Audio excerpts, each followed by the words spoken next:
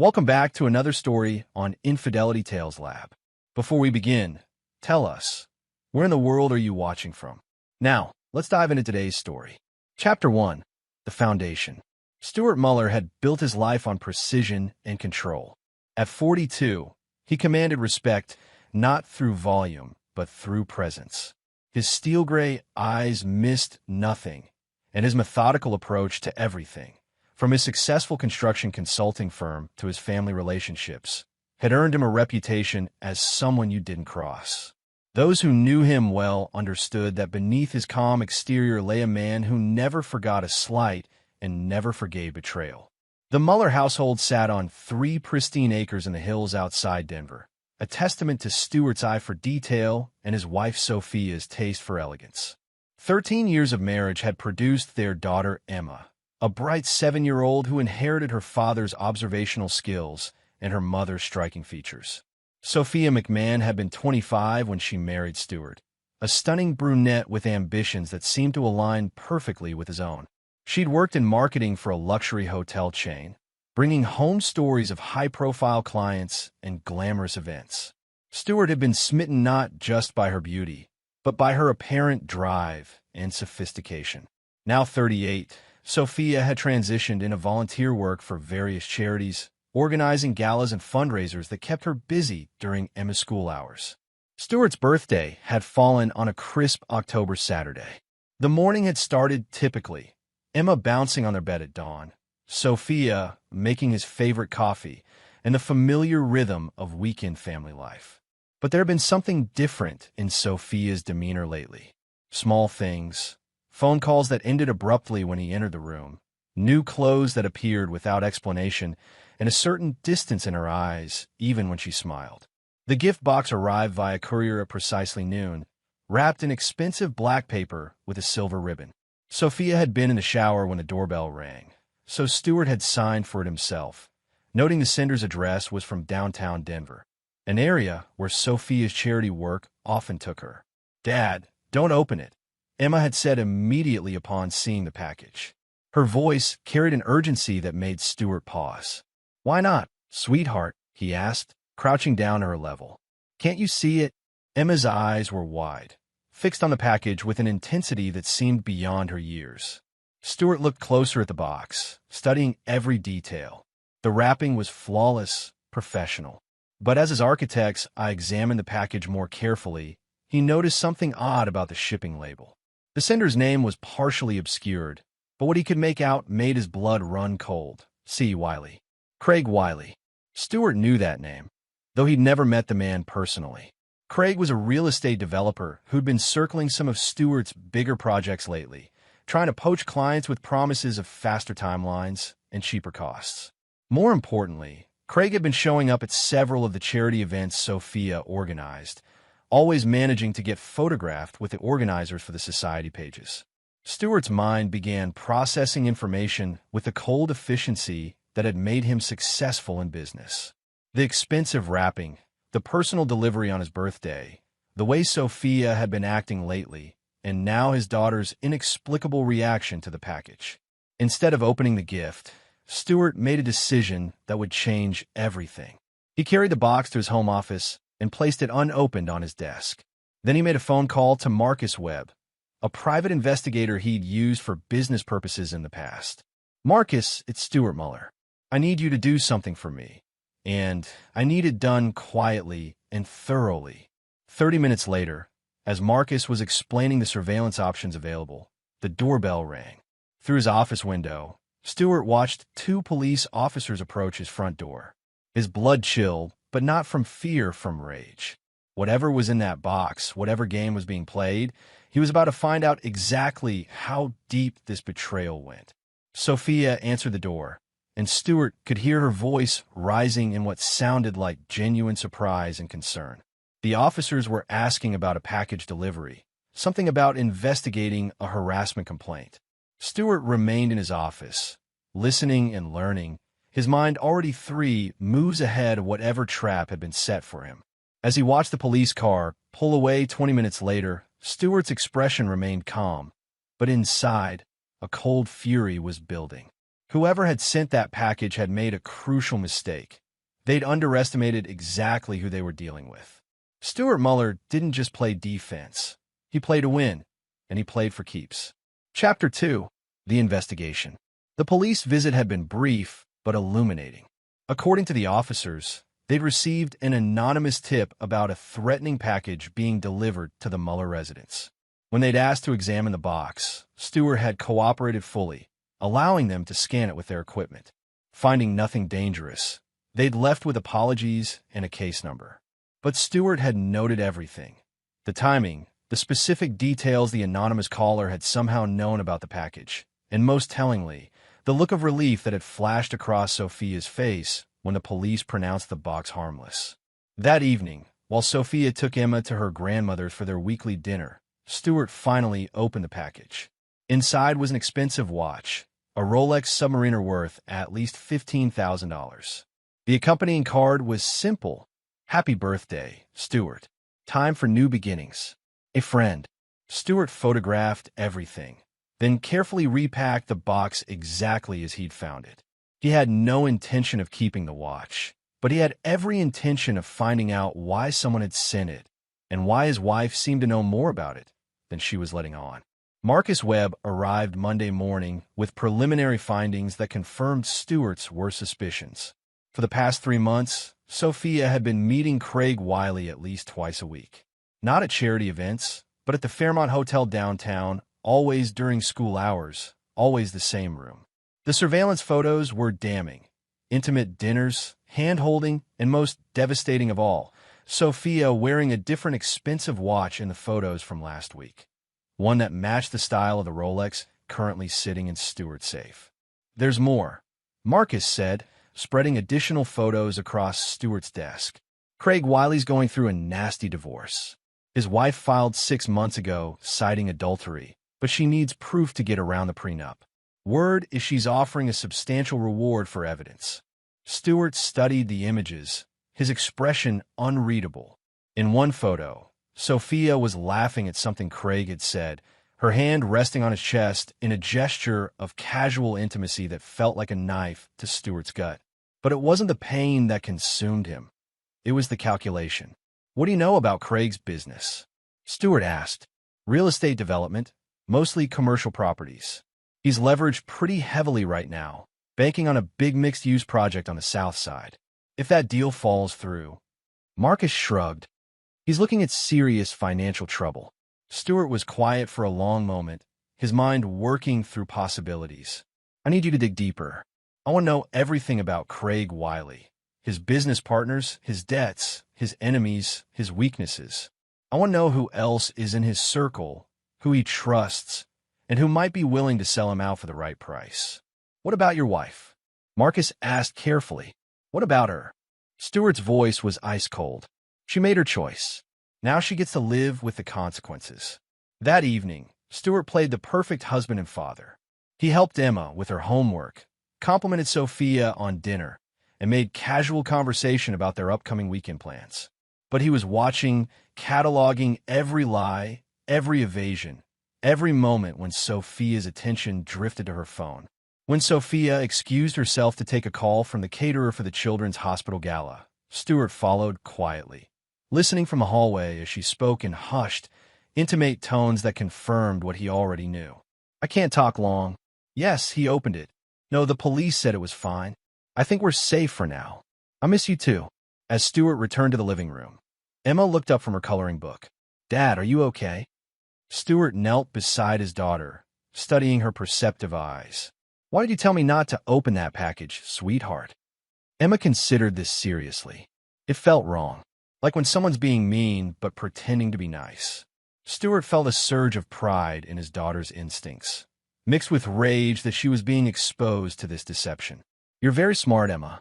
Always trust your feelings about people, okay?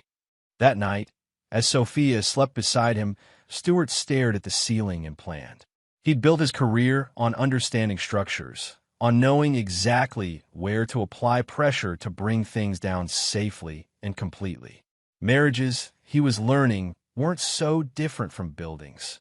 You had to understand the foundation, identify the load-bearing elements, and then remove them in exactly the right sequence. Craig, Wiley, and Sophia thought they were playing a simple game of deception. They had no idea they'd just walked into the crosshairs of a man who never left anything to chance and who never, ever forgave a betrayal. Chapter 3. The Foundation Cracks. Stuart spent the next week building his intelligence network with the same methodical precision he applied to his construction projects. Marcus Webb's investigation had expanded beyond surveillance into a comprehensive dossier on Craig Wiley's life, business, and associates. The picture that emerged was of a man skating on thin ice. Craig's development company was 3 months behind on loan payments for his signature project, a mixed-use complex that would either make him wealthy or bankrupt him. His divorce proceedings were bleeding money into legal fees, and his soon-to-be ex-wife, Marion Wiley, was proving to be far more resourceful than he'd anticipated. Stuart arranged to meet Marion through carefully orchestrated social channels. A mutual acquaintance from the country club mentioned that Marion was looking for an architect to redesign her new home, and Stuart graciously offered his consultation services. Marion Wiley was everything her estranged husband wasn't: subtle, intelligent, and driven by a quiet fury that Stuart recognized and respected. Over coffee at her attorney's office, she laid out her situation with clinical precision. "Craig thinks I'm just another trophy wife who'll roll over for his lawyers," Marion said, her voice steady but her eyes blazing. "He has no idea that I've been documenting his affairs for years. I just need the right leverage to finish this." Stuart leaned back in his chair, studying the woman across from him. "What kind of leverage are you looking for?" "The kind that proves he's been hiding assets and lying under oath. The kind that voids his prenup and gives me everything I'm entitled to after 15 years of marriage." Marion paused, then added quietly, "I know about your wife, Mr. Muller." "I'm sorry." Stuart's expression didn't change. "What do you know?" "That she's been helping Craig hide money in charity accounts. That she's been using her position with various organizations to launder his assets through fake donations and grants. And that she has no idea I've been watching them both." The revelation hit Stuart like a physical blow, but he absorbed it without flinching. Sophia wasn't just having an affair. She was actively participating in financial fraud. The watch, the expensive gifts, the new clothes, all of it funded by money stolen from legitimate charities. "Can you prove it?" Stuart asked. Marion smiled for the first time since they'd met. "Not yet, but I think together we might be able to change that." Stuart extended his hand across the table. "Mrs. Wiley, I think this is the beginning of a very productive partnership." Meanwhile, Stuart's home life continued its facade of normalcy. He attended Emma's school events, maintained his business relationships, and played the role of devoted husband with Oscar-worthy performance. But he was also laying groundwork for what was to come. He arranged for Bernard Werner, his most trusted foreman, to begin subtle documentation of any charity construction projects that Sophia had steered toward Craig's company. The pattern that emerged was damning. Over the past year, Sophia had influenced at least 6 nonprofit organizations to use Craig's services, often for inflated contracts that exceeded fair market value by substantial margins. Stuart also began building relationships with key figures in Sophia's charity circle. At a hospital fundraising gala, he charmed Therese Crane, the chief financial officer who'd grown increasingly concerned about cost overruns on recent projects. Over dinner, he planted seeds of doubt about the bidding processes, always careful to frame his concerns as professional curiosity rather than accusation. "Sophia does such wonderful work organizing these events," he told Therese over wine. "Though I have to admit, as someone in construction, some of the project costs seem high. Not that I'm questioning anyone's judgment. I'm sure there are factors I don't understand." Therese's frown suggested she'd had similar thoughts. "Actually, I've been meaning to ask someone with your expertise to review some of our contracts. Would you mind taking a look? Purely as a favor, of course." "I'd be happy to help," Stuart replied, knowing he'd just gained access to the documentation he needed. The pieces were falling into place, but Stuart wasn't satisfied with simply exposing the fraud. That would be too clean, too simple. Craig and Sophia had betrayed him personally, and they'd used his daughter as an unwitting tool in their deception. For that, they would pay a price that went far beyond legal consequences.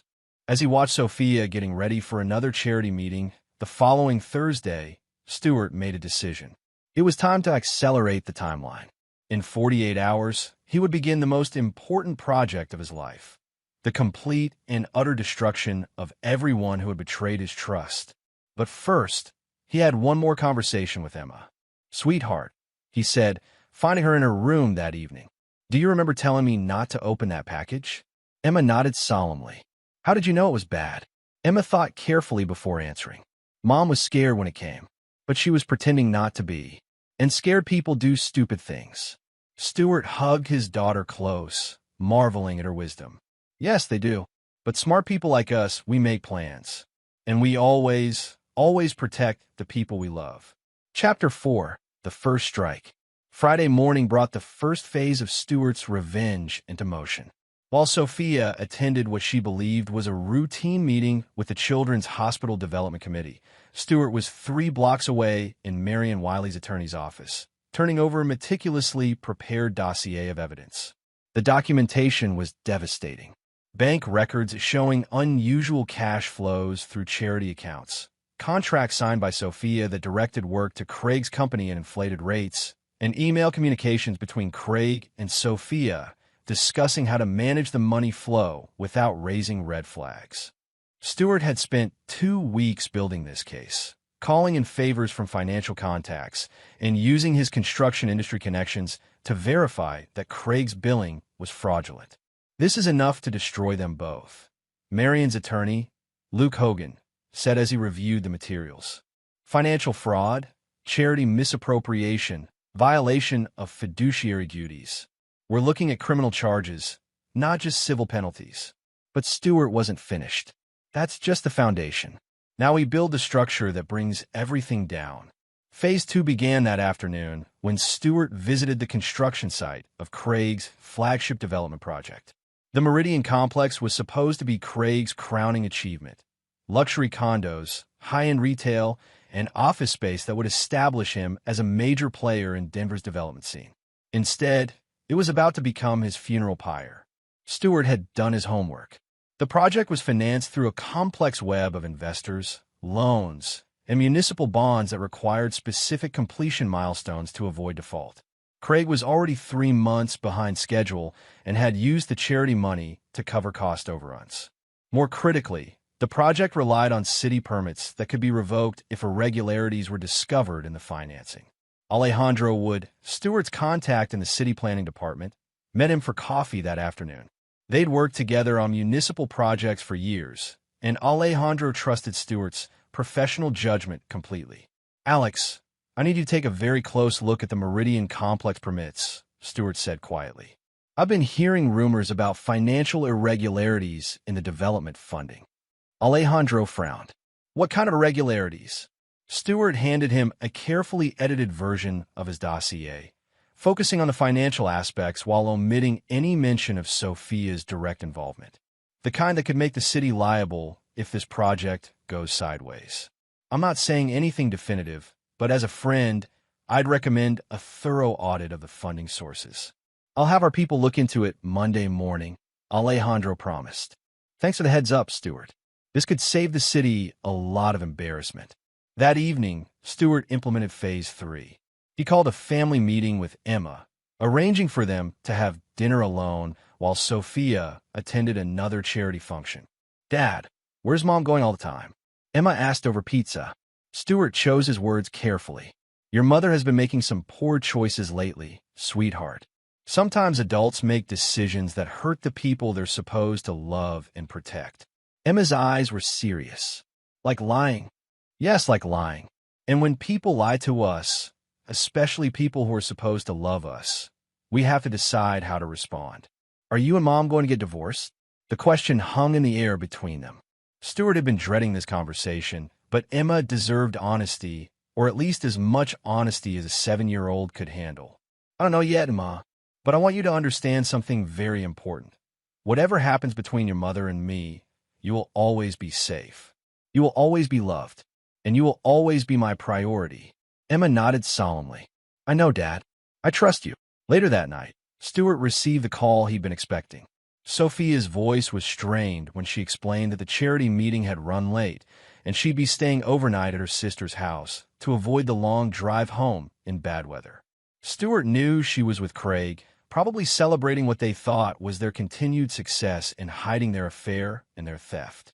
They had no idea that while they were playing house, their entire world was being systematically dismantled. Stewart spent the evening in his office, reviewing timelines and adjusting his strategy. Monday would bring the city audit that would freeze Craig's project. Tuesday would see the charity board meetings where Therese Crane would present routine financial reviews that would expose the fund misappropriation. Wednesday, Marion's divorce attorney would file amended papers with criminal fraud allegations. And Thursday would be when Stewart played his final card. He pulled out his phone and dialed Marcus Webb's number. Marcus, it's time for Phase 4. I need you to arrange something for me, and it needs to look completely natural. What do you have in mind? Stewart's smile was cold as winter steel. I'm going to give Craig Wiley exactly what he thinks he wants, and it's going to destroy him. Chapter 5, The Tightening Noose. Monday morning arrived with the precision of a Swiss watch. Stewart was in his office reviewing construction reports when his phone rang. It was Alejandro Wood, and his voice carried the strain of a man who'd just discovered a municipal nightmare. Stewart, that tip you gave me about the Meridian Complex. Jesus Christ, what did you uncover? I take it the audit found something. Stewart kept his voice neutral, professional. Found something? Stewart, this is a disaster. The funding structure is completely fraudulent. Half the charity money they claimed as donations never went through proper channels, and the other half came from organizations that are now saying they never authorized the expenditures. Stewart felt a surge of satisfaction. What's the city's next move? Emergency permit suspension, effective immediately. We're shutting down the entire project until this gets sorted out. And between you and me, I don't think it's getting sorted out. The FBI is going to be involved before the week is over. By noon, local news vans were already gathering at the Meridian Complex construction site. Stewart drove by during lunch and felt a grim satisfaction watching the workers stream out of the site carrying their tools, their livelihoods suddenly uncertain because of Craig Wiley's greed. Phase 4 was already in motion. Marcus Webb had spent the weekend implementing Stewart's most psychological gambit yet. Craig Wiley was about to receive an offer he couldn't refuse, one that would reveal exactly how desperate he'd become and how far he was willing to go to save himself. The setup was elegant in its simplicity. Marcus had approached Craig through intermediaries, posing as a representative of foreign investors interested in buying the Meridian Complex project at a fire sale price.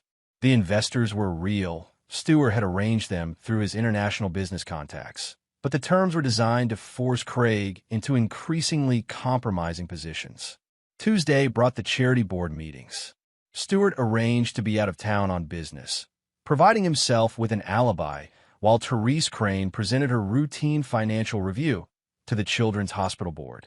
The findings were presented as discoveries made during standard due diligence, with no hint of Stewart's involvement. Sophia called him that afternoon, her voice tight with barely controlled panic. Stewart, something terrible is happening. There are questions about some of the charity projects I've been working on. They're saying there might be financial irregularities. What kind of irregularities? Stewart asked, playing the concerned husband to perfection.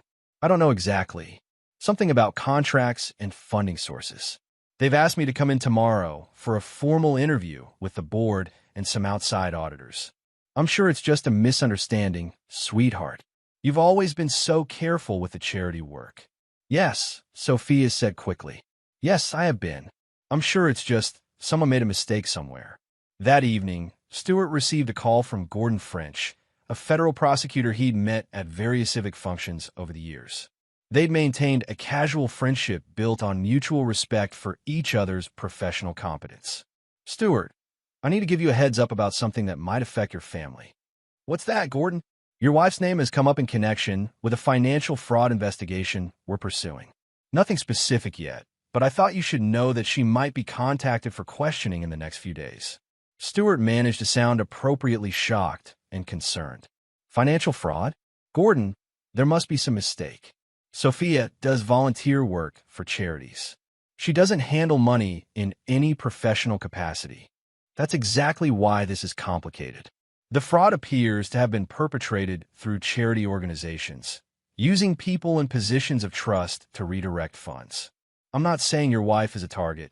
She might just be a witness, but these investigations can get messy quickly. I appreciate the warning. Is there anything I should know about protecting her legally? My advice? Get her a good attorney before she talks to anyone. And Stuart, be prepared for this to get ugly. Financial fraud cases have a way of revealing things that families would rather keep private. Wednesday evening brought the most challenging performance of Stuart's life. He sat across from Sophia at dinner, watching her push food around her plate while Emma chattered about her school day and maintained the facade of a loving, concerned husband. The charity investigation is getting more serious, Sophia said quietly after Emma had gone to bed. They're asking about specific contracts, specific donations. Stuart, I'm scared. For a moment, looking at his wife's pale, frightened face, Stuart almost felt something resembling pity. Almost. Then he remembered the intimate photos Marcus had shown him, the lies she'd told, the way she'd used their daughter as a cover for her deception. What exactly are they asking about? He said gently. Projects that Craig's company worked on. They're saying the contracts were overpriced, that the charity money was misused. Sophia's voice dropped to a whisper. They think I was involved in steering work to him. Were you? The question hung between them like a blade. Sophia looked directly at him for the first time in weeks, her eyes searching his face for any sign that he knew the truth. I might have made some recommendations. Craig's company does good work, and I thought. You thought what, Sophia? I thought I was helping. The charities needed contractors they could trust, and Craig was always professional. Stuart nodded slowly, as if accepting her explanation. I'm sure that's all it was. But maybe you should call an attorney, just to be safe. Gordon French recommended someone who specializes in this kind of thing. Relief flooded Sophia's face. You're not angry? Why would I be angry? You were trying to help. Stuart reached across the table and took her hand, feeling nothing but cold determination. We'll get through this together. As Sophia squeezed his hand gratefully, Stuart was already planning Thursday's final revelation. By sunset tomorrow, Craig Wiley would be in federal custody. Sophia would understand exactly how thoroughly she'd been outmaneuvered, and Stuart's revenge would be complete. But he still had one more surprise prepared, one that would ensure neither Craig nor Sophia would ever forget the price of betraying Stuart Muller. Chapter 6. The Trap Springs. Thursday morning dawned gray and cold, matching Stuart's mood as he prepared for the final phase of his revenge. Emma had left for school with her usual kiss and "love you, Dad," while Sophia remained in bed, claiming illness. Stuart knew she was simply paralyzed by fear, waiting for the other shoe to drop in the federal investigation that was closing in around her. At precisely 10 a.m., Marcus Webb called with the news Stuart had been waiting for. Craig took the bait. He's meeting with the foreign investors this afternoon at 2 p.m. He's desperate enough that he's bringing financial documents he shouldn't have access to, documents that prove he's been hiding assets from his divorce proceedings and using charity money to keep his business afloat. And the recording equipment? Already in place. Every word he says will be captured and admissible in court. Plus, my contact in the U.S. Attorney's Office will be monitoring the meeting remotely. If Craig incriminates himself the way we expect, he'll be arrested before he leaves the building. Stuart felt a cold satisfaction settle in his chest. What about the financial transfers? All traceable back to accounts Sophia helped establish. The federal audit will show a clear pattern of conspiracy between her and Craig to defraud multiple charitable organizations. Even if she claims ignorance, the evidence shows she was integral to the operation. At noon, Stuart received a call from Marion Wiley. Her voice carried a mixture of vindication and genuine sadness. Stuart, I wanted to thank you before this all becomes public. The evidence you helped gather, it's going to end Craig permanently. Not just the divorce, but criminally. He'll serve real prison time. He earned it, Stuart replied simply. I know this isn't easy for you either. Whatever happens with your wife, I hope you know you did the right thing. Stewart ended the call and sat quietly in his office, thinking about justice and revenge, about the difference between what was legal and what was right. In 3 hours, the man who had been sleeping with his wife would be led away in handcuffs. Before the week was over, Sophia would face federal charges that could send her to prison for years. But Stewart wasn't finished. At 1:45 p.m., he drove to the office building where Craig's meeting was taking place. He didn't go inside. That would come later.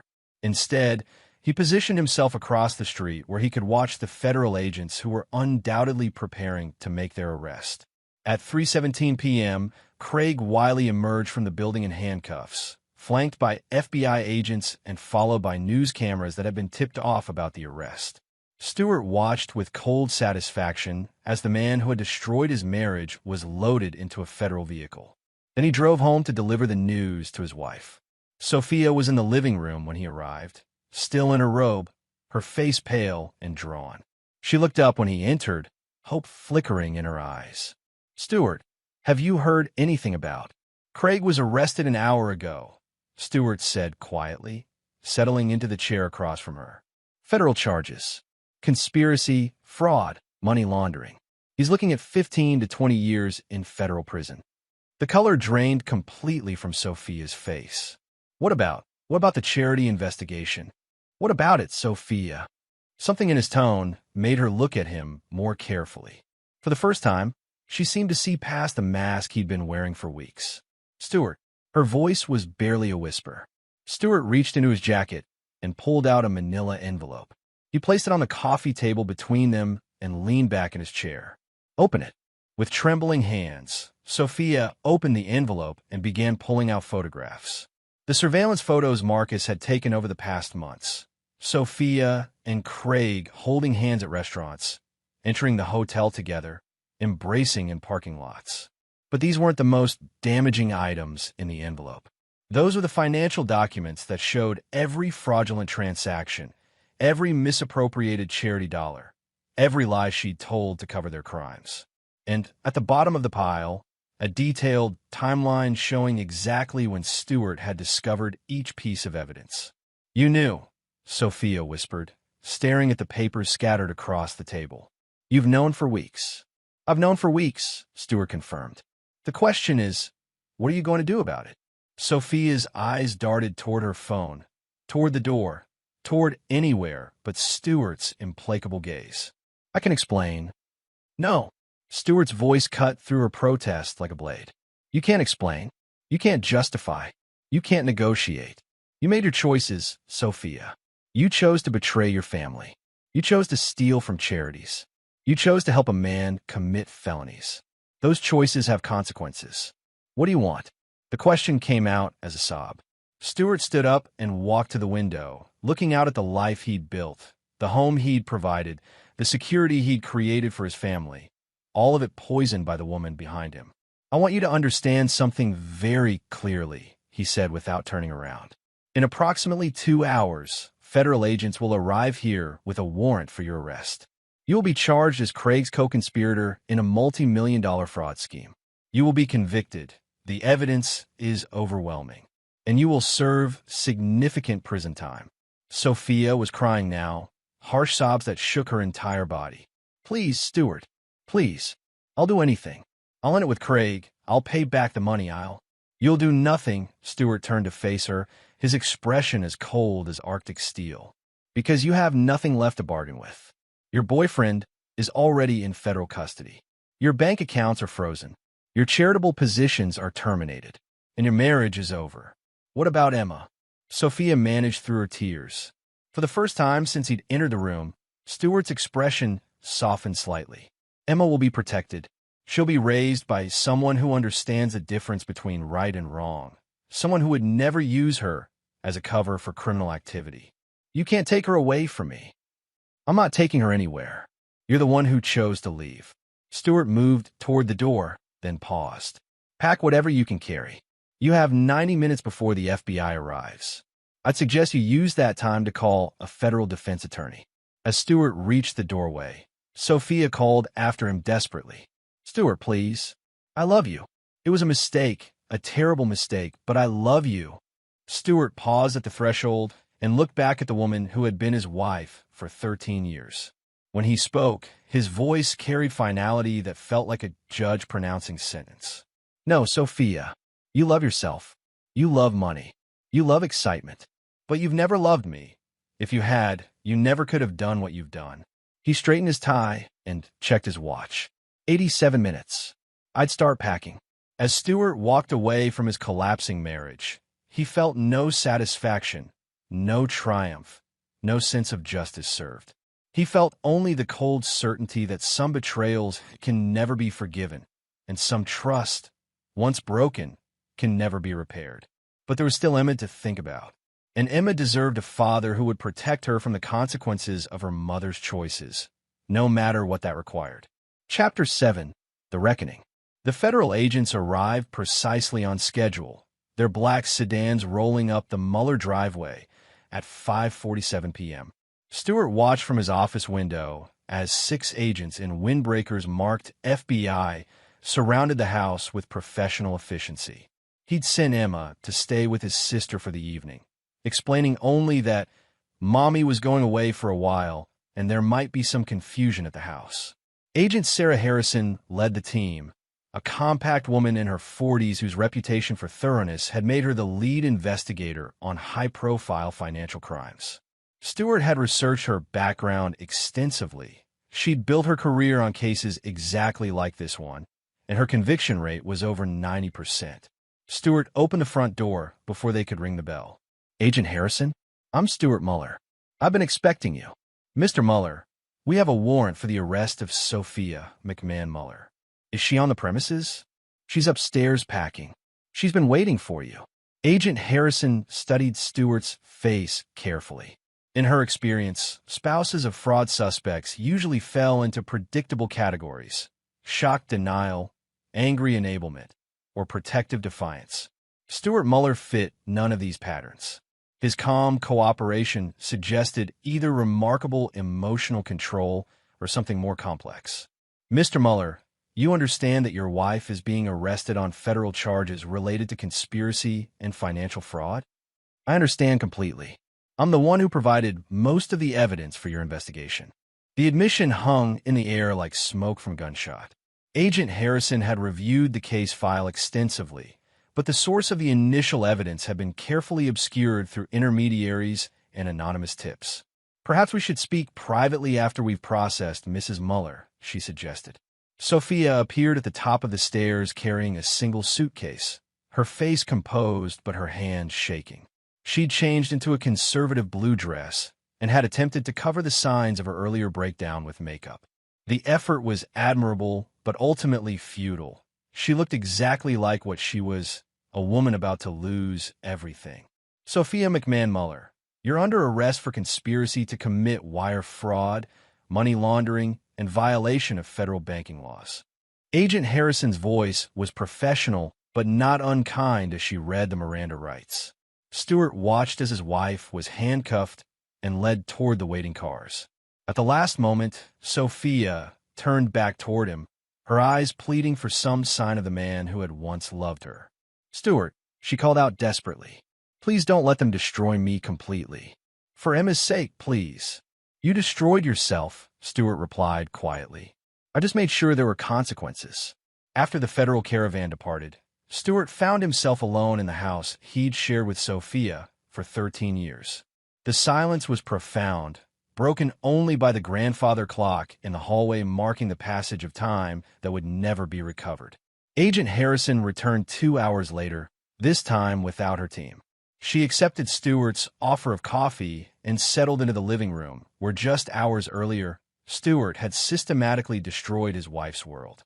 Mr. Mueller, I need to understand your role in this investigation.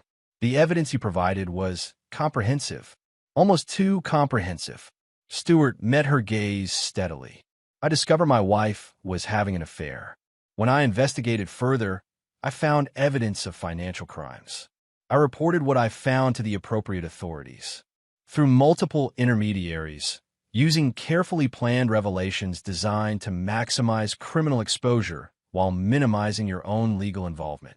I'm a methodical person, Agent Harrison. When I commit to something, I'm thorough. Agent Harrison leaned back at her chair, studying the man across from her. Mr. Mueller, in my experience, very few people possess the skills and connections necessary to orchestrate the kind of investigation you conducted. Most betrayed spouses hire a divorce attorney and a private investigator.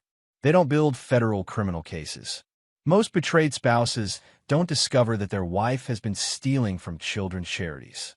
Is that what this was about? The charity fraud? Stewart was quiet for a long moment, considering how much truth to share. Agent Harrison, when I took my wedding vows, I meant them. When I became a father, I committed to protecting my child from harm.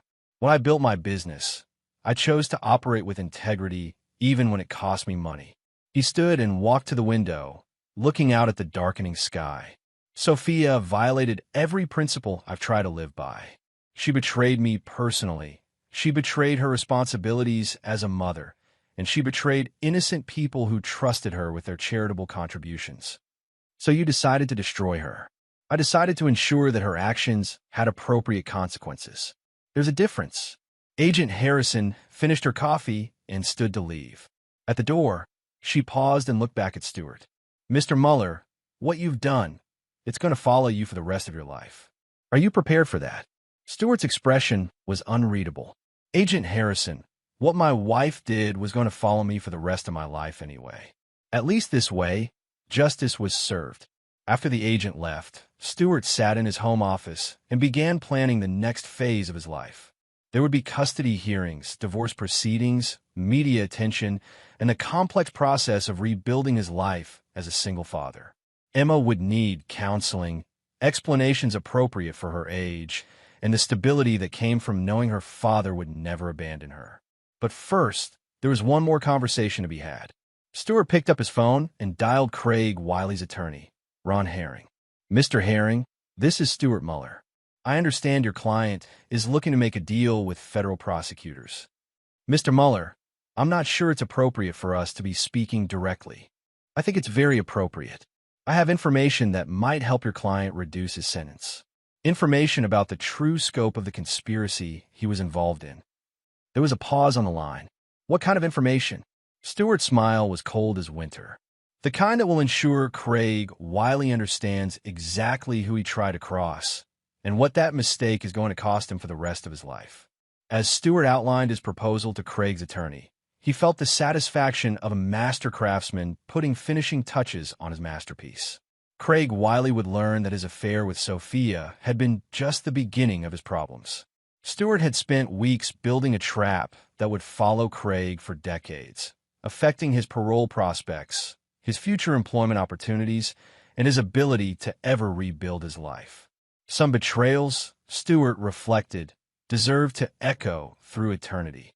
And Stewart Mueller never forgot, never forgave, and never left a job unfinished. Chapter 8. The Final Verdict. 6 months after Sophia's arrest, Stewart sat in the federal courthouse watching his former wife receive her sentence. She stood before Judge Francis Kirk wearing an orange jumpsuit, her hands cuffed behind her back, looking like a shadow of the elegant woman who had once organized charity galas and commanded social respect. The prosecution had been merciless and efficient.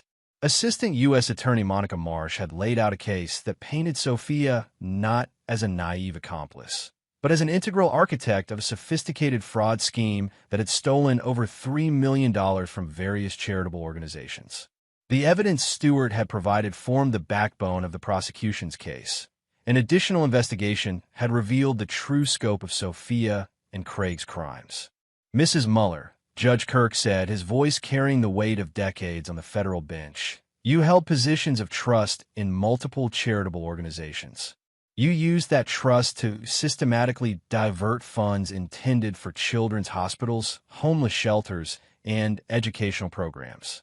Your actions didn't just constitute fraud. They represented a profound betrayal of society's most vulnerable populations.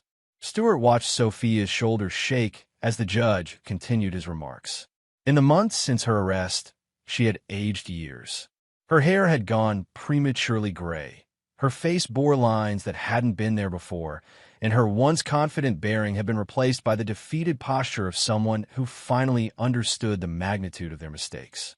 Craig Wiley had been sentenced the previous month to 18 years in federal prison.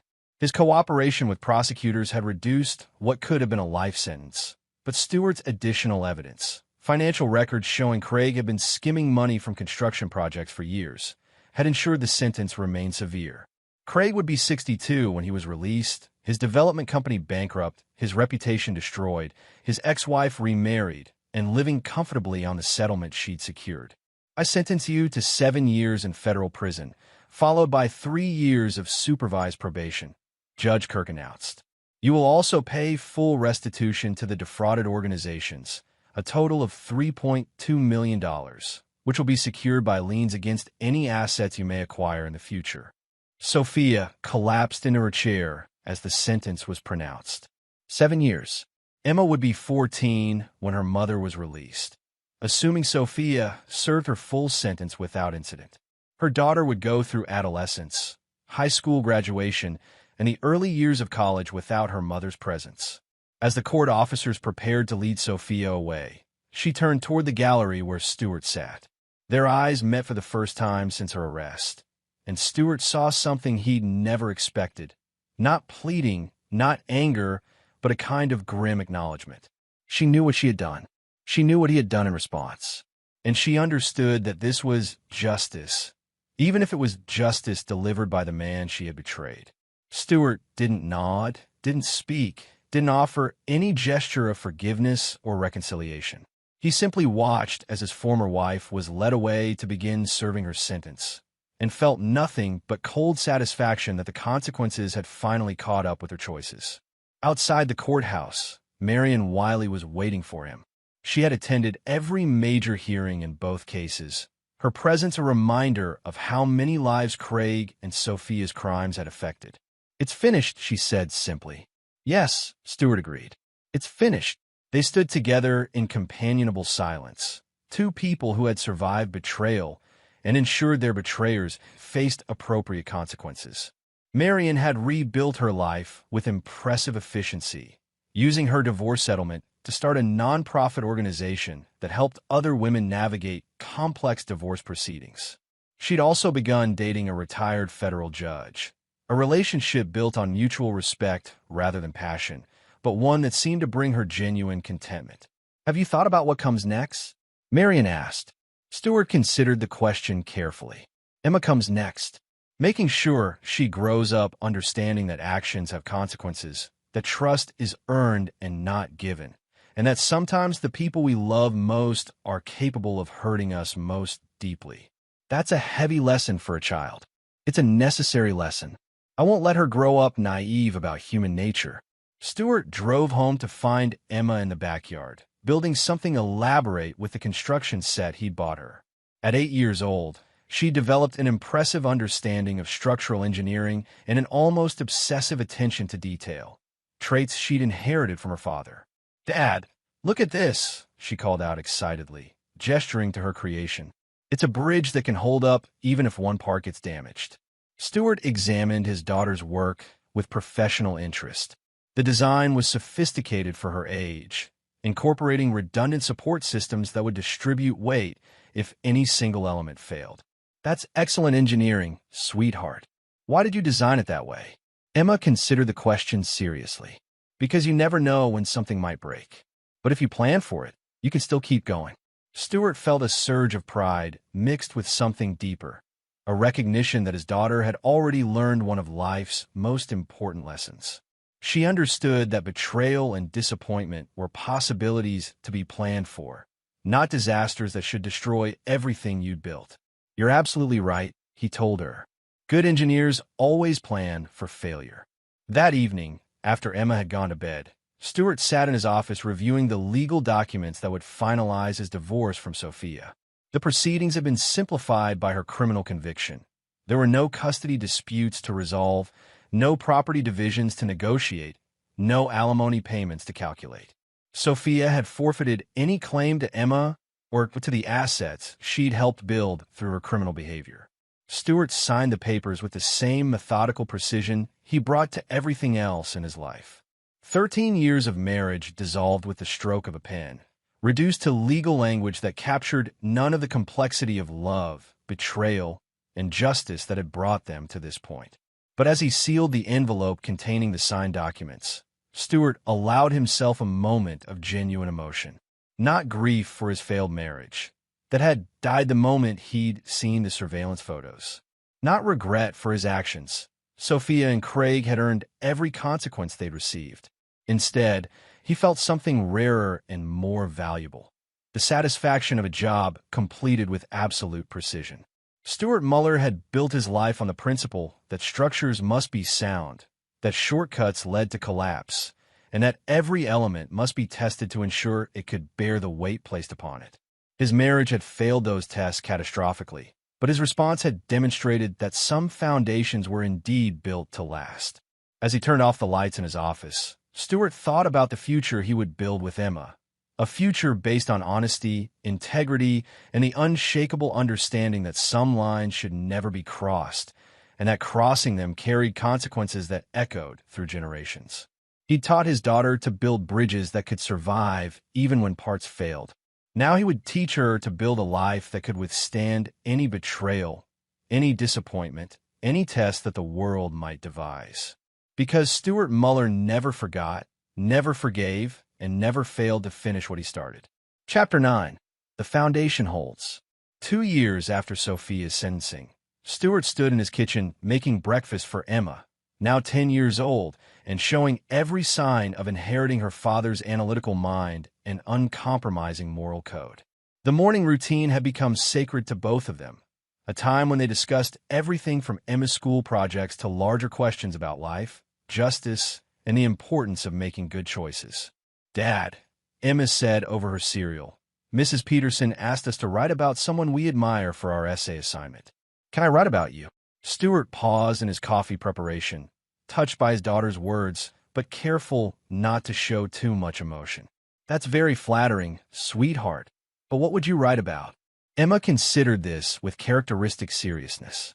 "I'd write about how you always do the right thing, even when it's hard, and how you protected me when someone was trying to hurt our family." In the 2 years since Sophia's conviction, Stuart had been careful about how he discussed her mother's crimes with Emma. Age-appropriate explanations, counseling sessions with a child psychologist, and gradual revelation of facts as Emma became old enough to understand them. The result was a child who understood that her mother had made terrible choices, but who also felt secure in her father's unwavering protection and love. "What if I told you about someone else you could admire?" Stuart suggested. "Someone who overcame even bigger challenges?" But Emma shook her head. "I know other people do brave things too, Dad. But you're the one who made sure bad people face consequences for hurting good people. That's what heroes do." Stuart felt a complex mix of emotions at his daughter's words. Pride, certainly, but also the weight of responsibility that came with being someone's hero. Emma's moral framework was being shaped by watching how he'd handled the greatest crisis of their family's life, and he was acutely aware that every decision he made was teaching her lessons about justice, forgiveness, and the price of betrayal. The phone rang, interrupting his thoughts. The caller ID showed Marion Wiley's number, a call that likely meant news about Craig or Sophia. "Marion," Stuart answered. "What can I do for you?" "Stuart, I wanted to let you know before you heard it elsewhere. Craig died in prison last night." The news hit Stuart like a physical blow, though not in the way he might have expected. He felt no satisfaction, no sense of justice completed. Instead, he felt the strange emptiness that comes when a long chapter finally closes. What happened? Heart attack, apparently. He'd been having health problems for months. The stress of prison life, the financial ruin, the complete destruction of everything he'd built. His body just gave out. Stuart was quiet for a moment, processing the information. "How do you feel about it?" "Honestly, relieved. I know that probably sounds callous, but I've spent 3 years looking over my shoulder, wondering if he'd find some way to retaliate when he got out. Now Emma won't have to worry about that either." "Emma." Stuart looked at his daughter, who was pretending to focus on her cereal while obviously listening to every word of the conversation. "Marion, I need to go. Can we talk later?" "Of course. Give my love to Emma." After ending the call, Stuart sat down across from his daughter. He'd learned that honesty, delivered with appropriate context, was always better than the uncertainty that came with secrets and half-truths. Emma, that was Mrs. Wiley. She called to tell us that Craig Wiley died in prison last night. Emma set down her spoon and looked directly at her father. How do you feel about that? The question was exactly what Stuart should have expected from a child he'd raised to think critically about complex moral issues. Emma wasn't asking for reassurance or comfort. She was asking for his honest assessment of a complicated situation. I feel completed, Stuart said carefully. Not happy that someone died, but finished with a chapter of our lives that needed to end. Is Mom going to die in prison too? The question was asked with clinical curiosity rather than emotional distress, but it still cut deep. I don't know, sweetheart, but that's our responsibility to figure out. Our responsibility is to build the best life we can for ourselves. Emma nodded solemnly. Dad, do you think Mom will ever try to see me when she gets out? Stuart had been dreading this question for 2 years, knowing it would eventually come. She might, and if that happens, we'll deal with it together. But Emma, I want you to understand something very important. You get to decide what kind of relationship you want with your mother. No one else gets to make that choice for you. What if I don't want a relationship with her at all? Then that's your choice, and I'll support it completely. Emma returned to her cereal, apparently satisfied with his answer. But Stuart knew this conversation was far from over. It would be revisited many times as Emma grew older and developed a more sophisticated understanding of what her mother had done and why. Later that morning, Stuart received a call from his business partner, Dean Booker, asking him to lunch. Dean had been managing most of the day-to-day operations of their construction consulting firm, while Stuart focused on rebuilding his personal life, and the company had actually grown stronger during this period. Over lunch, Dean brought up a subject they'd been dancing around for months. Stuart, I've been thinking about expanding into some of the charity construction work that opened up after the Wiley scandal. A lot of organizations are looking for contractors they can absolutely trust, and your reputation for integrity is stronger than ever. Stuart considered this carefully. The idea of working with charitable organizations again, the same types of organizations that Sophia and Craig had defrauded, felt like closing a circle. But it also felt like an opportunity to demonstrate that not everyone in the construction industry was willing to exploit nonprofit organizations. What kind of projects are we talking about? Everything from homeless shelters to children's hospitals. The work that actually matters, Stuart. The kind of projects where cutting corners literally hurts people who can't protect themselves. Stuart thought about Emma's essay assignment, about being someone worthy of admiration, about the kind of legacy he wanted to build for his daughter. Set up some meetings. Let's see what good we can do. That evening, Stuart found Emma in her room working on her essay. She decided to write about her father after all, but she'd expanded the scope to include lessons about justice, consequences, and protecting people who couldn't protect themselves. Dad, can you help me with this paragraph? I want to explain why it's important that bad people face consequences, but I don't want to sound mean. Stuart sat on the edge of her bed and read what she'd written. The essay was sophisticated for a 10-year-old, showing clear moral reasoning and a nuanced understanding of complex issues. Emma, this is excellent. But let me ask you something. What do you think the most important part of the story is? Emma considered this seriously. That you didn't let bad people get away with hurting good people. That's part of it. But I think the most important part is that through everything that happened, I never stopped protecting you. That's what parents are supposed to do. Protect their children from harm, even when that harm comes from people who are supposed to love them.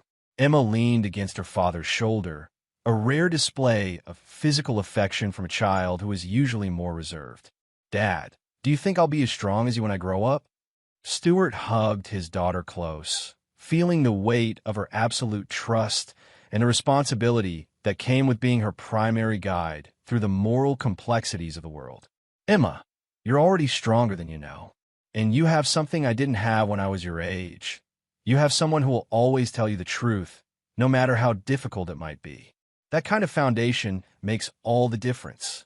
As Stuart tucked Emma into bed that night, he reflected on the journey that had brought them to this point. Sophia would serve at least 5 more years in federal prison, assuming good behavior. Craig was dead, his empire scattered to the winds. The charities they defrauded had been compensated through asset seizures and restitution orders. Justice, in all its cold and imperfect forms, had been served. But more importantly, Emma was thriving. She was growing into exactly the kind of person Stewart had hoped she would become. Strong, moral, analytical, and absolutely clear about the difference between right and wrong. She would never be naive about human nature, never vulnerable to the kind of manipulation that relied on trust and innocence. Stewart had built his revenge with the same precision he brought to every construction project. Careful planning, quality materials, and attention to detail that ensured the structure would last. But unlike buildings, which eventually outlive their usefulness and must be demolished, the lessons Emma had learned from watching her father respond to betrayal would last her entire lifetime. As he turned off the lights in Emma's room, Stewart allowed himself a moment of genuine satisfaction. He'd kept his promise to protect his daughter from the consequences of her mother's choices. He'd ensured that justice was served to those who had betrayed his trust, and he'd built a foundation for Emma's future that would never crack under pressure. Stewart Muller never forgot, never forgave, and never failed to finish what he started. But perhaps most importantly, he'd raised a daughter who understood that some principles were worth fighting for, no matter the cost. The gift box that had started this entire journey sat in Stewart's office safe, the expensive watch still in its original packaging, not as evidence that was no longer needed, but as a reminder that even the most elaborate deceptions eventually revealed themselves to those patient enough to wait and observant enough to see. Stewart had waited. He had seen, and he had responded with a precision that would echo through the rest of his life and his daughter's life, and perhaps even beyond that. Some foundations, once properly built, truly do last forever. And there you have it. Another story comes to an end. What did you think? I'd love to hear your thoughts in the comments below. If you enjoy this story, consider joining our community by subscribing. It means the world to us. For more stories like this one, check out the recommended videos on screen, and I'll see you there. Welcome back to another episode of Infidelity Tales Lab. We're thankful for your continued viewership. Before we begin, tell us, where in the world are you watching from? We love knowing our global reach. Now, let's dive into today's story. Chapter 1, Empire of Sand. Russell Sinclair ran his finger along the edge of his mahogany desk, squinting at the quarterly reports. At 53, he had built Sinclair Innovations from nothing into a billion-dollar tech security company. The office walls were adorned with patents and awards, tangible proof of his ruthlessness and genius. Mr. Sinclair, your wife called again. She wants to know if you'll be home for dinner. Maggie, his assistant of 15 years, stood in the doorway. Russell glanced at his watch, 7:30 p.m. Tell Veronica, I'll be home by 9. The Davidson contract can't wait. Maggie hesitated. Sir, this is the third time this week. He knew what she meant. 15 years of loyalty had earned Maggie the right to occasionally speak out of turn. Russell sighed, running a hand through his salt and pepper hair. I know, but this contract secures our government division for the next decade. The truth was, he'd been avoiding home. 30 years of marriage to Veronica had taught him to recognize the signs. The new wardrobe, the mysterious appointments, the sudden interest in privacy. After 3 decades, he knew when his wife was lying. Your brother called too, Maggie added. Wants to discuss his proposal for restructuring the R&D department. Russell's jaw tightened. Theo had joined the company 20 years ago, always chasing shortcuts. Tell him I'll review it next week. And your daughter sent the presentation for her new product line. At least Sophia was trying. Unlike Theo, she'd earned her MBA, but her impatience was concerning. At 28, she wanted to run divisions without understanding the fundamentals. Russell's phone vibrated. A message from his private investigator. Final report ready. Meet tomorrow, 7 a.m. He'd hired Dominic Webb 3 months ago when he first suspected something was wrong. Not just with Veronica, but with his entire family. Money had a way of revealing people's true characters. Russell pulled into his driveway at 9:30 p.m. The sprawling mansion in Newport Beach gleamed under strategically placed landscape lighting, a monument to success that had become increasingly hollow. Inside, he found Veronica in their bedroom, closing her laptop quickly when he entered. "Working late again?" she asked, her tone laced with accusation despite her own deception. "The Davidson contract," he replied, studying her. At 51, Veronica was still beautiful, maintaining her figure through religious devotion to Pilates and cosmetic procedures. Her auburn hair was freshly colored, her nails perfectly manicured. Sophia called. "She's annoyed you haven't reviewed her proposal." Russell loosened his tie. "She needs to learn patience." "She's your daughter, Russell. You could show some support." "I supported her through private school, Harvard, and a cushy VP position most people work decades to earn." He hung his jacket in the walk-in closet, noting the new Louboutins and Chanel bags. "New shopping spree." "Don't start," Veronica warned, turning away. As he showered, Russell considered the meeting tomorrow. Webb had promised conclusive evidence. 3 months of surveillance on his wife, daughter, and brother.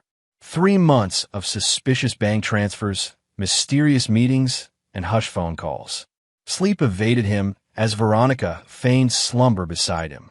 His mind calculated, strategized, planned.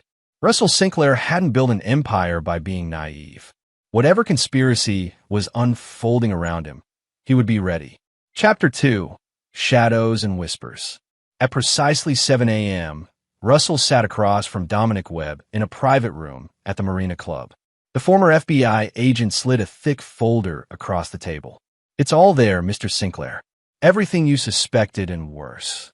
Russell opened the folder, his expression unchanging as he examined the photographs, bank statements, and transcripts. "Your wife has been having an affair with Derek Holbrook for approximately 7 months." Russell's grip tightened slightly on the page. Derek Holbrook, his wife's tennis instructor, 15 years younger than Veronica. She's transferred nearly $2.3 million to various accounts he controls. Webb continued methodically. "Your brother Theo has been meeting with Walter Prentice from Nexus Technologies, your main competitor. He's been providing information about your upcoming security protocols." Russell nodded. Betrayal from Theo wasn't surprising. His younger brother had always resented living in his shadow. "And my daughter?" Webb hesitated. "Sophia has been working with both of them. She's coordinated several meetings at her apartment where all three, your wife, brother, and Holbrook, have been present, along with Prentice and this man." He pointed to a photo of a sharp-featured man in an expensive suit. "That's Martin Fletcher," Russell said quietly. "Corporate attorney. They've been planning a takeover, Mr. Sinclair. From what we've gathered, the plan involves forcing you out during the next board meeting. They're collecting evidence of supposed mismanagement, while Theo has been quietly courting board members." Russell studied the documents silently, his mind racing. 5 months ago, he'd updated his will, leaving controlling interest to the company to Sophia, with substantial shares to Veronica and a smaller percentage to Theo. They couldn't know he'd changed it again just 1 month later. "There's something else," Webb said, sliding another document forward. "Medical records. They've been consulting with Dr. Lawrence Phillips. My physician." "Yes. They've accessed your medical files multiple times." The pieces clicked into place. The sudden concern about his health from Veronica. Sophia's insistence he get a comprehensive physical. Theo's comments about succession planning. "They're hoping I'm sick," Russell said flatly, "or planning to make me appear unfit to lead." Webb nodded. "That seems to be the direction." Russell closed the folder. "Continue monitoring them. I want daily reports. Mr. Sinclair, given what we've uncovered, I recommend taking immediate legal action." Russell smiled thinly. "That won't be necessary, Mr. Webb. I have something different in mind." That evening, Russell complained of severe headaches at dinner. Veronica's concern seemed genuine, but now he recognized the calculating look behind her eyes. "I've been getting dizzy spells at work too," he mentioned casually. "Probably just stress." "You should see Dr. Phillips," Veronica suggested quickly. "I'll call him tomorrow." "I already did," Russell lied. "He wants to run some tests next week." Later, he overheard Veronica's hushed phone conversation from his home office, The surveillance system he'd installed capturing every word. Yes, he's finally seeing Phillips. No, he doesn't suspect anything. Just stick to the plan, Derek. Once he's declared unfit, the board will have no choice. She lowered her voice further. I've loved you for so long. Soon we won't have to hide. Russell closed the video feed, his face impassive. The game was set. Now he would change the rules. Chapter 3. The Hospital Bed. 3 weeks later, Russell lay in a private room at Newport Medical Center, his plan in motion. Dr. Harold Manning, an old friend and the only person Russell trusted with the truth, had orchestrated everything perfectly. To the hospital staff, Russell Sinclair was undergoing tests for a possible neurological condition. The symptoms, confusion, memory lapses, diminished decision-making capacity, had been carefully documented. The door opened, and Veronica entered with Sophia. His daughter's designer outfit and perfect makeup couldn't hide her anticipation. "How are you feeling, Daddy?" Sophia asked, squeezing his hand while checking the medical charts hanging at the foot of his bed. Confused, Russell mumbled, playing his part. "They keep running tests.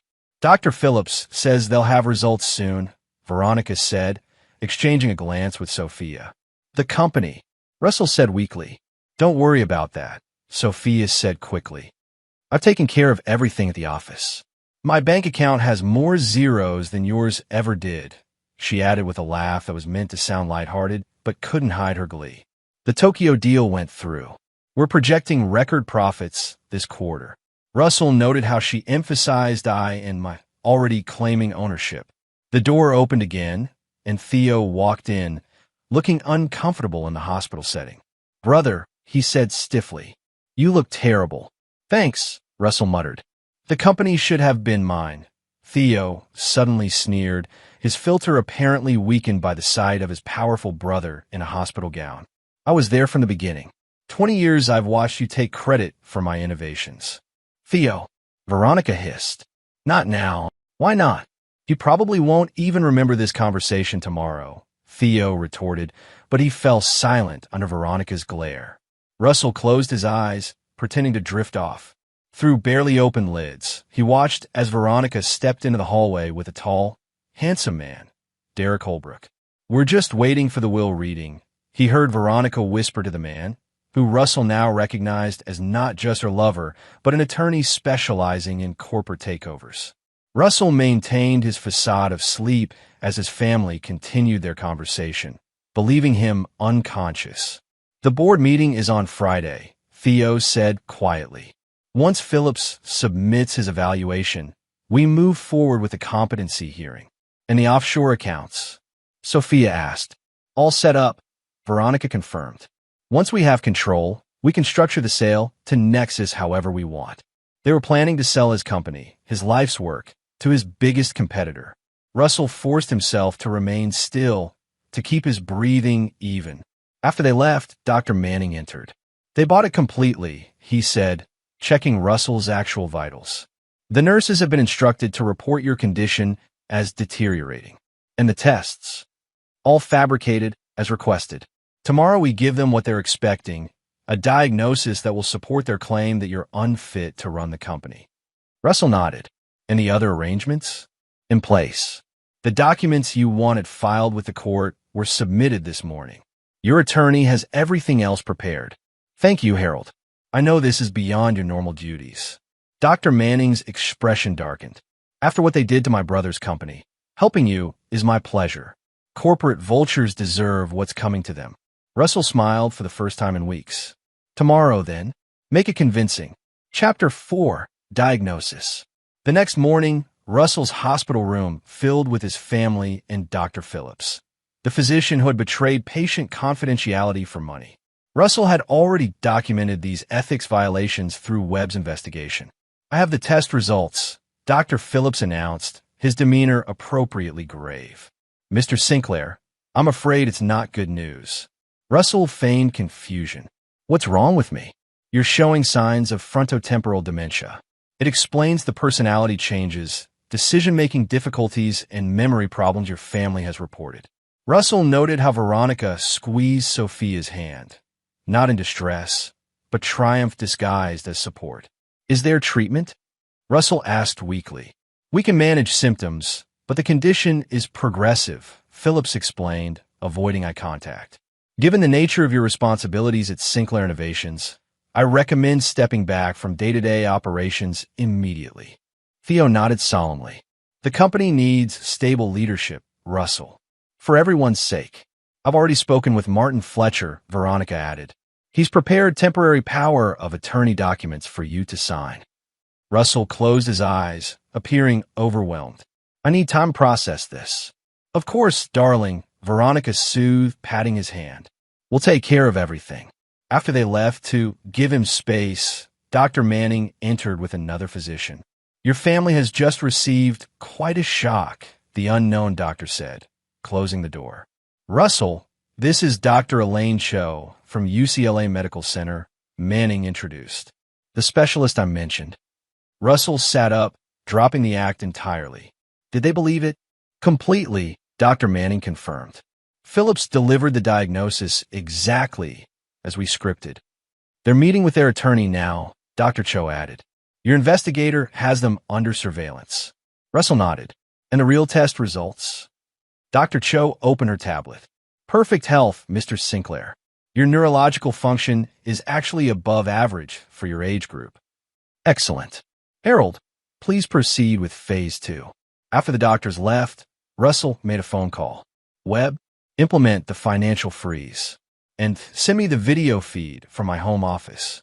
On his tablet, Russell watched as Veronica, Theo, Sophia, Derek, and Martin Fletcher gathered in his home office. The diagnosis is perfect, Fletcher was saying. With the medical documentation, the competency hearing is just a formality. The judge will grant temporary control to the three of you jointly. And the company's sale? Derek asked. Once you have control, you can approve the sale to Nexus. The offer is extremely generous, $3.4 billion. We'll each clear over $800 million after taxes, Theo said gleefully. Russell built a nice little nest egg for us. Veronica poured champagne for everyone. To new beginnings. Russell closed the feed, his expression hardening. The trap was set, and his betrayers were walking straight into it. Chapter 5. Count to moves. Russell checked himself out of the hospital the next morning against medical advice. His family was horrified, exactly as he'd anticipated. Dad, you can't leave. You're sick. Sophia protested in the hospital lobby, genuine panic in her voice. The competency hearing was still 2 days away. I'm fine, Russell insisted, maintaining his facade of confusion while purposely making erratic decisions. I need to get back to work. Russell, please, Veronica pleaded, exchanging worried glances with Theo. Dr. Phillips specifically said. I don't care what he said, Russell snapped. My company needs me. The drive to Sinclair Innovations headquarters was tense, with Veronica and Sophia following in a separate car, frantically making phone calls. When Russell walked into the executive floor, the staff's surprise was evident. He'd been absent for nearly 2 weeks, with rumors of illness circulating. Mr. Sinclair, his assistant Maggie said, rising from her desk with wide eyes. We weren't expecting you. Emergency board meeting, Russell announced loudly. My office, 30 minutes. Russell, you can't do this, Theo hissed, catching up to him. You're not thinking clearly. Russell turned to his brother, allowing genuine anger to show through his performance. 20 years of partnership, and this is how you repay me? By conspiring with Walter Prentice? Theo blanched. What are you talking about? I know everything, Theo. He turned to Veronica and Sophia, who had just stepped off the elevator. About all of you. For a moment, genuine fear flashed across their faces. Then Sophia recovered, adopting a concerned expression for the benefit of watching staff. Dad, you're confused. This is what the doctor warned us about, paranoid delusions. Russell allowed himself to be led into his office, where Sophia subtly signaled to Maggie to call Dr. Phillips. Once the door closed, the pretense dropped. What exactly do you think you know? Veronica asked coldly. Russell sat behind his desk, savoring the moment. Enough. This is ridiculous, Theo spat. You're sick, Russell. You need help. The board meeting is still happening, Russell said calmly. But not the one you planned. Before they could respond, Maggie entered. Sir, Dr. Phillips is on his way, and the board members are gathering in the conference room. Thank you, Maggie. Please escort my family there now. Russell, Veronica began. Now, he repeated firmly. In the boardroom, 12 board members waited anxiously. Walter Prentice from Nexus Technologies sat at the far end, clearly not expecting Russell to be present. Ladies and gentlemen, Russell began as his family took their seats. Thank you for coming on such short notice. Dr. Phillips rushed in, looking flustered. Mr. Sinclair, you shouldn't be here. Your condition is non-existent, Russell finished. He gestured to Dr. Manning and Dr. Cho, who entered with thick folders. May I introduce Dr. Harold Manning and Dr. Elaine Cho, neurological specialists from UCLA Medical Center. Confusion spread through the room as Russell continued. For the past month, I've been investigating a conspiracy against me and this company. A conspiracy involving my wife, my daughter, my brother, and several others in this room. Outrage and denials erupted immediately. Russell, this is exactly what we were worried about, Veronica said loudly. Paranoid delusions. Silence, Russell commanded, his voice cutting through the chaos. He nodded to his assistant, who distributed folders to each board member. The evidence is in front of you. Bank transfers, recorded conversations, surveillance photos, my brother selling company secrets to our competitor, my wife embezzling company funds for her lover, my daughter facilitating a planned hostile takeover. The board members flipped through the documents in stunned silence. This is preposterous, Theo finally sputtered. Is it? Russell pressed a button, and the room's screens displayed video footage. Theo meeting with Prentice, handing over documents. Veronica transferring funds to offshore accounts. Sophia, coordinating meetings between all parties. You've been monitoring us? Sophia gasped. That's illegal. Actually, Russell's personal attorney said, standing, Mr. Sinclair obtained court approval for all surveillance after presenting initial evidence of corporate espionage and fiduciary misconduct. Russell looked directly at Dr. Phillips, including evidence that my personal physician violated HIPAA laws by discussing my medical information and fabricating symptoms to support a false diagnosis. Phillips went pale. I never. Save it for your medical board hearing. Russell cut him off. Now, as for the matter at hand, Nexus Technologies' attempt to acquire this company through fraud and conspiracy. We had no knowledge of any improper actions. Prentice interjected quickly. The emails on page 23 suggest otherwise, Russell replied coldly. Now, I called this meeting not just to expose this conspiracy, but to announce several changes. He nodded to his attorney, who distributed additional documents. Effective immediately, Veronica Sinclair, Theo Sinclair, and Sophia Sinclair are removed from any positions within Sinclair Innovations, and their company shares are frozen pending criminal investigation. His family erupted in protests, but Russell continued calmly. Furthermore, I am withdrawing from active management of the company. I am appointing Caroline Walsh as CEO, effective immediately. A slender woman in her 40s stood from the middle of the table, his longtime head of operations who had risen through the ranks on merit alone. The boardroom descended into chaos as security personnel entered to escort out the conspirators. Russell watched impassively as his family was led away, their threats and pleas falling on deaf ears.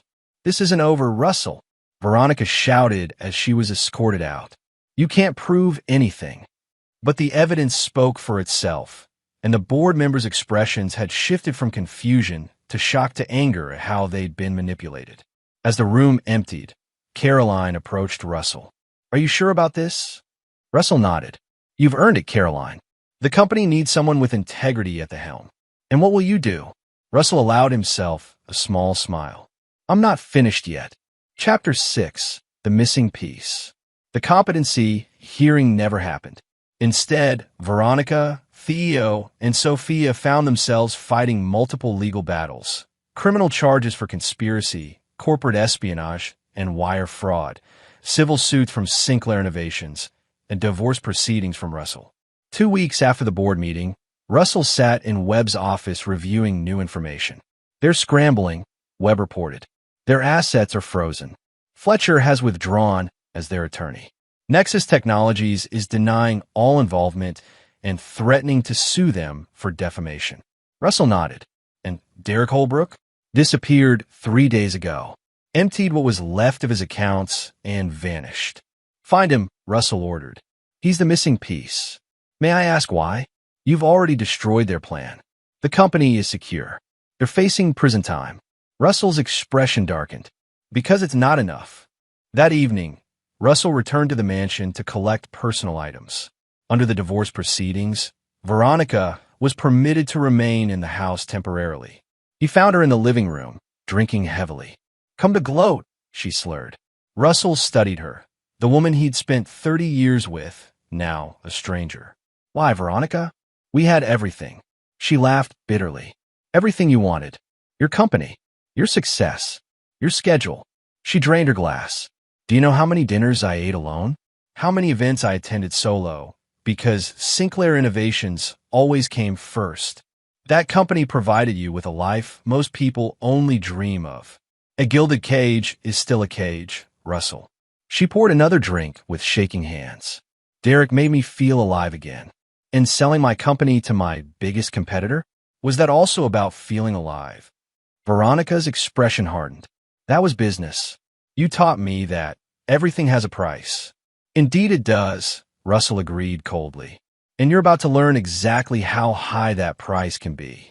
He turned to leave, but paused at the door. "Where is he, Veronica?" "Who?" "Derek. Your lover who abandoned you the moment things got difficult." Pain flashed across her face. "I don't know. He won't answer my calls." Russell smiled thinly. "When you hear from him, tell him I'm looking forward to our meeting." The next day, Russell visited Sophia at her penthouse apartment, a gift for her 30th birthday that she would soon lose. "You've ruined everything," she spat when she opened the door. "My reputation is destroyed. My friends won't speak to me. The board of the charity foundation asked me to resign." Russell stepped inside, noting the half-packed suitcases. "Running away won't help, Sophia. What choice do I have? You've turned everyone against me. You did that yourself." Russell studied his daughter, once his greatest pride. "I gave you everything, Sophia. Education, opportunity, a future most people spend decades building. You gave me a job in your company where I would always be Russell Sinclair's daughter," she retorted. "Never my own person, never respected for my own abilities. So you decided to steal it instead of earning it." Tears welled in her eyes. "You never would have given me real control. I would have spent my life in your shadow. And now you'll spend it in my disgrace." Russell moved toward the door. "The investigators will want to know where Derek Holbrook is hiding." Sophia looked confused. "Why would I know?" "Because he was using both you and your mother," Russell said calmly. "The texts between you two were quite explicit." Sophia paled. "That's not. We were just—" "Save the denials. Webb has everything." He paused at the door. "One last thing. Derek stole the emergency diamonds your mother kept in her safe. $3 million worth. You might want to check your jewelry box." As realization dawned on Sophia's face, Russell left, satisfied with planting another seed of discord. His final visit was to Theo, who had retreated to his lake house. "I always knew you were ruthless," Theo said when Russell arrived. "But this is beyond anything I imagined. Your own family, Russell, says the man who sold company secrets to my competitor." Theo had the decency to look ashamed. "I was tired of being second best. Everything I accomplished, you took credit for. I gave you opportunities no one else would have after your early failures," Russell countered. 3 startup disasters before I brought you into my company." "Your company," Theo emphasized bitterly. "Always your company, and now it will never be yours." Russell studied his younger brother. "Where is Derek Holbrook?" Theo's expression shifted. "Why do you care? You've won, Russell. We're all destroyed." "Not all of you," Russell said quietly. "Holbrook orchestrated this from the beginning. He approached Veronica first, then you, then Sophia. He connected you with Prentice. He brought in Fletcher." Theo looked genuinely surprised. "What are you talking about?" "Veronica introduced him to us." "Did she?" Russell removed a folder from his jacket and tossed it on the table. Derek Holbrook isn't his real name. It's Paul Mercer. He specialized in corporate takeovers through family manipulation at his previous firm, Wellington Capital. Theo opened the folder, his face draining of color as he read. This can't be right. He was just Veronica's tennis instructor, a role he's played before. 3 times, to be exact, all ending with companies sold at bargain prices and families in ruins. Russell moved toward the door. Think about it, Theo. Who suggested approaching Prentice first? Who recommended Fletcher as the attorney? Who pushed the idea of declaring me mentally incompetent instead of simply voting me out? As understanding dawned on Theo's face, Russell added, he used all of you, and now he's disappeared with millions while you face the consequences.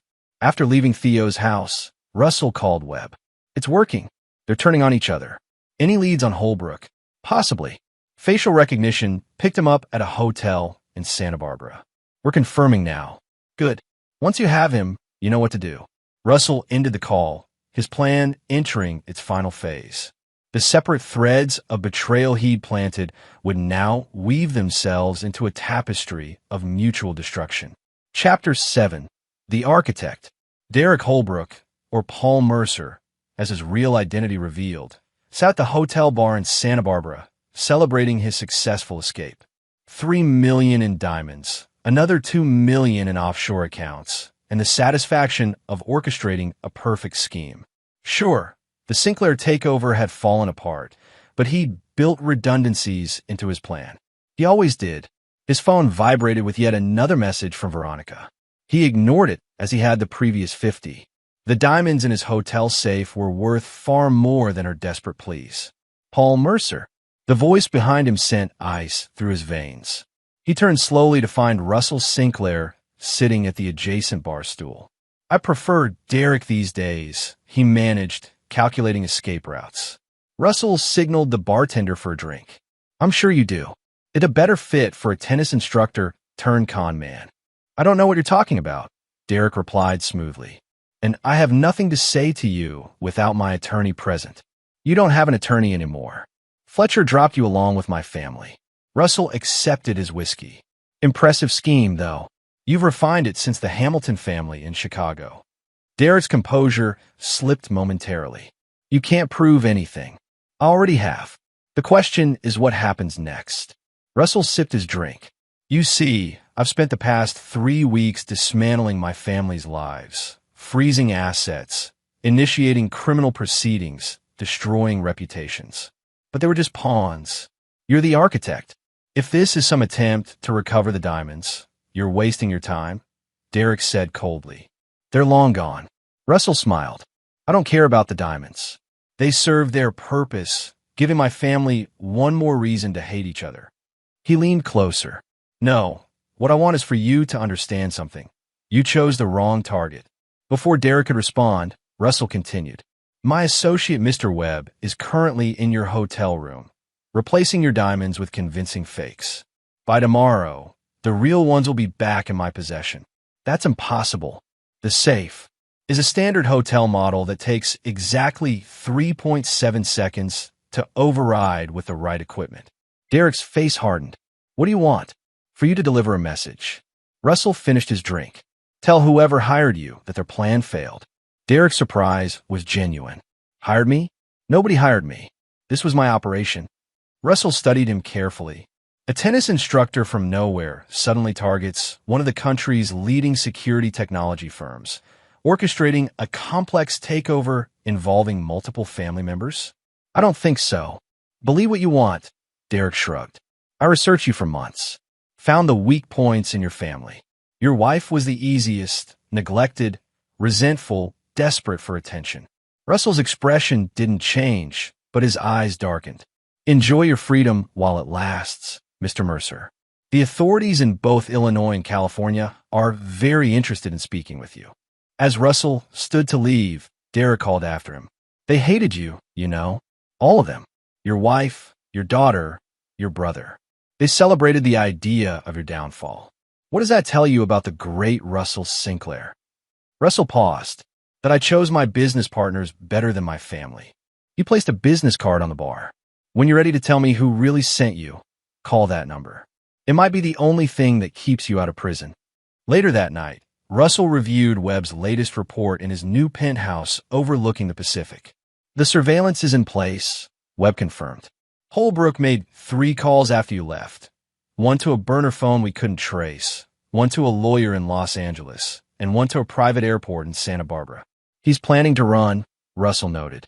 Make sure he succeeds in escaping the hotel, but doesn't make it to the airport. Already arranged. And the information you wanted planted. Russell nodded. Make sure each of them receives their personalized evidence package tomorrow. Veronica gets proof of Sophia and Derek. Sophia gets evidence of Theo orchestrating everything with Derek. Theo gets documentation of Veronica being the mastermind. They'll tear each other apart, Webb observed. That's the plan. Russell closed the file. Update me when Holbrook is secured. After Webb left, Russell stood at the window, gazing at the ocean. The company was safe under Caroline's leadership. His fortune was protected through careful legal maneuvers completed months ago. All that remained was ensuring his betrayers destroyed each other so thoroughly that they could never threaten him again. His phone rang, a secure line few people had access to. Yes, it's done, the voice reported. Holbrook has been intercepted. He had the fake diamonds, as expected, and the real ones? Recovered along with 3 burner phones, fake passports, and $50,000 in cash. Take him to the location we discussed. I'll meet you there tomorrow. Russell ended the call, satisfaction washing over him. The final act was about to begin. Chapter 8. The Confrontation. The abandoned warehouse on the outskirts of Los Angeles had once belonged to a Sinclair Innovations subsidiary before being sold off years earlier. Russell had kept it off the books through a series of shell companies, one of many contingency measures he'd established throughout his career. Derek Holbrook sat handcuffed to a metal chair in the center of a concrete room, a single bulb illuminating his bruised face. Webb's team had been necessarily rough during the extraction. Mr. Holbrook, Russell greeted him, entering with 2 security professionals flanking him. Comfortable. This is kidnapping. Derek spat, blood trickling from his split lip. You'll go to prison for this. Russell set a briefcase on a nearby table. That would require someone to report it. And you, unfortunately, don't exist anymore. He opened the case, revealing a laptop. Paul Mercer's identity has been erased from every database. Derek Holbrook never had one to begin with. Fear flickered across Derek's face. What do you want? The truth. Who hired you? Nobody hired me, Derek insisted. I saw an opportunity with your wife and took it. Russell nodded to one of the security men, who placed a phone on the table and played a recording. It's done, Derek's voice said. The Sinclair woman is completely compromised. We move on to the brother next. Good, an electronically altered voice responded. Remember, we need all 3 family members involved before approaching Prentice. Derek's expression tightened. You've been recording my calls. For months, Russell confirmed. Now let's try again. Who hired you?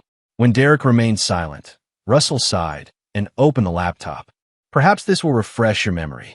He turned the screen toward Derek, showing a live video feed of an elegant apartment. A woman moved about the kitchen, unaware of the camera. Your sister, Russell explained.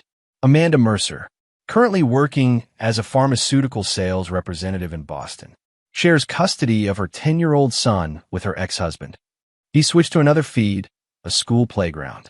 Your nephew, I believe. Derek lunged forward, restrained by the handcuffs. You stay away from them. I have no interest in your family, Russell said coldly. Unlike you, I don't target innocent people, but I will have a name. The fear in Derek's eyes gave way to resignation. If I tell you, they'll kill me. If you don't tell me, you'll wish they had. Russell leaned forward. One name, and you walk away. New identity, new start, far from here. Derek slumped in the chair. Walter Prentice wasn't just looking to buy your company. The technology you're developing for the Defense Department, the autonomous security protocol, it's worth billions to certain foreign interests. Prentice is working for a foreign government. Derek shook his head. Not directly. There's a shell corporation, Meridian Consulting. They approached me 18 months ago said they needed someone to help facilitate a corporate acquisition with complicated family dynamics. Russell processed this information. Meridian Consulting was a known front for corporate espionage, with suspected ties to several hostile intelligence services. Who's your contact? I only dealt with one person, called himself Smith. British accent, possibly fake. Mid-50s, gray hair, scar on his right hand. Russell recognized the description immediately. Sebastian Miller, a former MI6 operative turned private contractor with a reputation for operating in gray areas. And my family never suspected they were being manipulated for foreign interests? Derek laughed bitterly. They were too busy hating you to question anything. Your wife resented living in your shadow. Your daughter felt smothered by your control. Your brother believed you stole his ideas for decades. I just gave them permission to act on feelings they already had. The revelation stung more than Russell would admit. He'd known about their betrayal, but hearing the depths of their resentment confirmed his decision. You'll provide a full statement naming everyone involved, Russell instructed. In return, you'll receive a new identity and enough money to start over somewhere very, very far away. And if I refuse? Russell closed the laptop. Then Amanda and her son will receive a comprehensive file detailing your crimes across 3 states, along with the names of several people you've crossed who would be very interested in finding you. Derek stared at him for a long moment. You really are as ruthless as they said. No, Russell corrected him. I'm worse. The next morning, Russell sat in his attorney's office as his family arrived separately for what they believed was a settlement negotiation. The stunned silence when they saw each other was telling. They hadn't communicated since receiving the evidence Webb had planted. What is he doing here? Sophia demanded, glaring at Theo. I could ask the same about you. Theo shot back. Veronica simply sat as far from both as possible, her once perfect appearance now haggard. Russell's attorney cleared his throat. Thank you all for coming. Mr. Sinclair has a proposal that may interest you. Russell studied each of them before speaking. Yesterday, Derek Holbrook was arrested by federal authorities. He's provided evidence that all of you were unwitting participants in a scheme orchestrated by foreign interests to acquire Sinclair Innovations' classified defense technology. Their shock appeared genuine, though Russell knew they were more surprised by Holbrook's capture than the revelation. Given these circumstances, he continued, I'm willing to drop the civil suits against each of you under certain conditions. Hope flickered across their faces. First, you will sign complete confessions to your roles in the conspiracy, which I will hold but not file unless you violate our agreement. And the criminal charges? Theo asked cautiously. I've spoken with the prosecutor. Given Holbrook's testimony implicating you as unwitting tools, they're amenable to reduced charges resulting in probation rather than prison time. The relief in the room was palpable. What's the catch? Sophia asked suspiciously. Russell smiled thinly. Each of you will receive a one-time payment of $5 million. You will then leave California permanently. You will have no contact with each other, with me, or with anyone associated with Sinclair Innovations. You will sign comprehensive NDAs prohibiting you from discussing the company, its technology, or this agreement. Any violation results in immediate forfeiture and criminal prosecution. $5 million. Veronica repeated incredulously. After 30 years of marriage, that's all I get?